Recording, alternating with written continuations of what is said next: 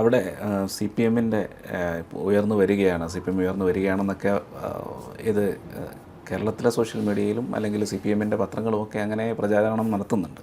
C P എമ്മിൻ്റെ ആ ഉയർന്നു വരവ് കേരളത്തിൽ കാണിക്കുന്നില്ല, മീഡിയ കാണിക്കുന്നില്ല എന്നൊക്കെ, മനഃപൂർവ്വം കാണിക്കുന്നില്ല എന്നൊക്കെയാണ് അവർ പറയുന്നത്. അത് വിശ്വസിക്കാൻ പ്രയാസമാണ്.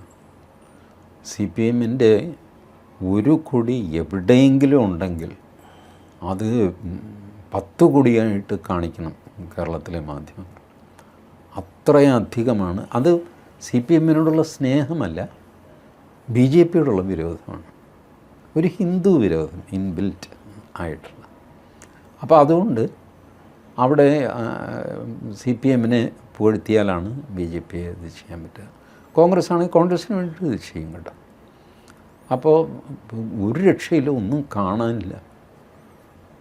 പിന്നെ റെയിൽവേ സ്റ്റേഷനിൽ പോകണം ചുവന്ന കൊടി കാണണമെങ്കിൽ, അതിലാണെങ്കിലും മറ്റേ അരിവാളും ചുറ്റുകയില്ല, താൻ വെറും ചുവപ്പല്ലേ ഉള്ളൂ.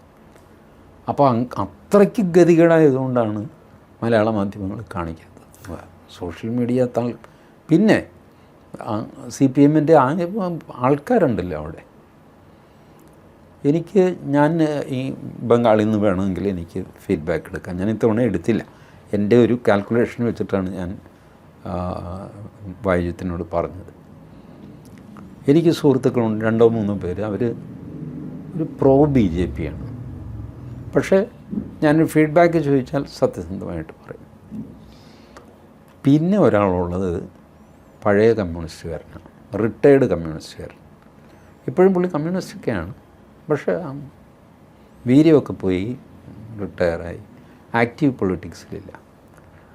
പിന്നെയുള്ളതൊരു നക്സലൈറ്റാണ്. അതായത് നക്സലിസം ഏകദേശം നാമാവശേഷമാകുകയും മാവോവാദികൾ കയറി വരികയും ചെയ്തില്ല. അതിൽ നിരാശനായ മനുഷ്യനാണ്. നക്സലുകൾ അവർ ഭൂവുടമകൾ എന്നൊക്കെ വിചാരിക്കുന്നവർ ആയുധം കൊണ്ട് നേരിടുകയൊക്കെ ചെയ്യുമായിരുന്നു. പക്ഷേ അവരുടെ ആയുധം നോർമൽ സാധനമാണ്. അരിവാള്, കാട്ടപ്പാര, ഇതൊക്കെ ഒരു ആക്രമണം. നമ്മുടെ ഇവിടെ നഗരൂർ, കുമ്മൽ, അങ്ങനെ കോങ്ങാട് ചെയ്ത കാര്യങ്ങൾ. ആ ആക്രമണം തുടരാൻ അവർക്ക് പ്ലാൻ ഉണ്ടായിരുന്നില്ല. അതുകൊണ്ട് ഒരു വലിയ ഇമ്പാക്റ്റ് ഉണ്ടാക്കുക. അങ്ങനെ പതുക്കെ ഇത് വസന്തത്തിൻ്റെ ഇടിമുഴക്കം മാത്രമാണ്. അതുകൊണ്ടാണ് അവിടെ ഇവിടെയൊക്കെ ആയിട്ട് അവർ ഇടിമുഴക്കം നടത്തിയത്. ഇത് തോക്കെടുത്തിട്ട് ഭരണകൂടത്തെ ആക്രമിച്ച് കീഴടക്കി, മാത്രമല്ല അവരുടെ കൂട്ടുകെട്ട്, അവർക്ക് വരുന്ന പണം, ഇതൊക്കെ കണ്ടപ്പോൾ ഈ മനുഷ്യൻ ഞെട്ടിപ്പോയി. നമ്മുടെ കേരളത്തിലും ഉണ്ടല്ലോ ഇതുപോലെ റിട്ടയേർഡ് നക്സലൈറ്റുകൾ.